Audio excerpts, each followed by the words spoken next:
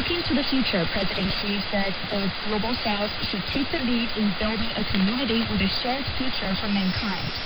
To better support Global South cooperation, China will establish a Global South Research Center. It will provide 1,000 scholarships and 100,000 training opportunities for Global South countries in the coming 5 years. China pledges to support the agricultural development of the Global South countries with UN donations worth $10 million. It's also ready to discuss free trade arrangements with more Global South countries. President Xi said that between now and 2030, China's import from fellow developing countries is expected to exceed $8 trillion. Premier Zhou Enlai first put forward the 5 principles of peaceful coexistence at the end of 1953 during a meeting with an Indian government delegation. The year after, he visited India and Burma, now Myanmar. In their joint statements, Premier Zhou and his counterparts called for adopting the principles as the norms governing international relations.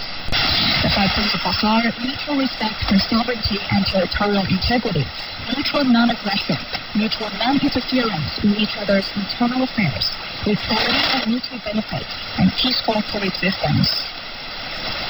A former Egyptian ambassador to China has lauded the 5 principles of peaceful coexistence. Vice President Ali El-Hefni of the Egypt-China Friendship Association says the principles have helped a lot of Arab countries. He calls for efforts to stick more to those principles. Nowadays, it goes with our survival. It goes with ensuring that our future will be a better future. We think that we will find our protection worldwide by adopting those principles, by making them use. It's not anymore the property of those 3 countries that have initiated these principles, but the property of all the nations of our world.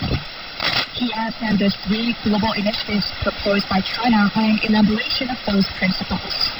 If we're talking about the other initiatives, the launching of the African-Chinese Cooperation Forum that we are going to celebrate this year, its 25th anniversary. If we're talking about the Arab-Chinese Cooperation Forum that was launched in 2004, the wonderful initiatives taken by China, like the global civilization, the global security, or the joint development in Europe. If we're talking about the Korean War, you find Chinese there all the time coming up with their thoughts, with their initiatives, with their brilliant ideas that reflect the same line of thought that we have depicted since 1954.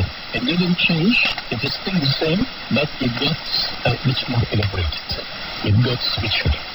The international community has embraced the 5 principles of peaceful coexistence over the past 7 decades, which have become basic norms governing international relations and fundamental principles of international law.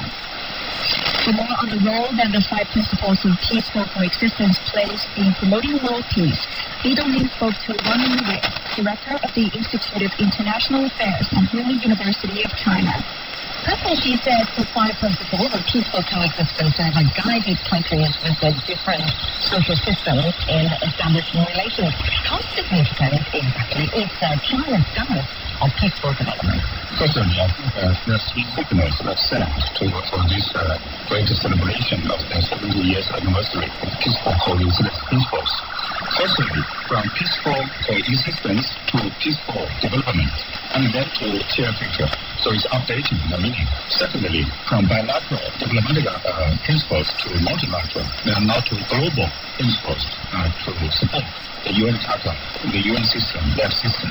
Thirdly, from the different political systems, different United States countries, peaceful coexistence, and now we start to jointly to address the common challenges for all the human beings are facing.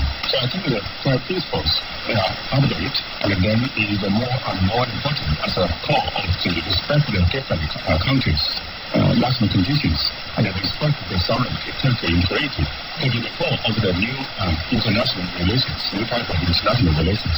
China wanted to put forward these principles jointly with India and Myanmar, and also update and then practice in the bilateral relations. So all the countries, the diplomatic ties with People's Republic of China, all support these 5 principles.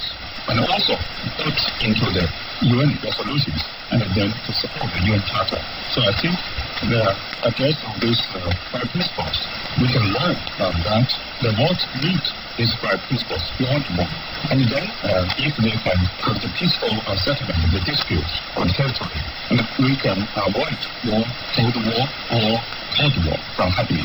It is very important for the five principles of coexistence to be able to update it to the changing time, especially now we are seeing more and more challenges in the world. And so how do you think the five principles of peaceful coexistence can address global issues from geopolitical conflicts that we're seeing right now to climate change? Firstly, we say not in the field of domestic affairs. But now we think that domestic affairs politically means the different development order, different ideology, different political systems.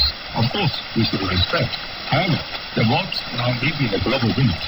So beyond the pure domestic affairs, we need to gradually to address the common challenges that are often facing the climate change, AI, and then the pandemic.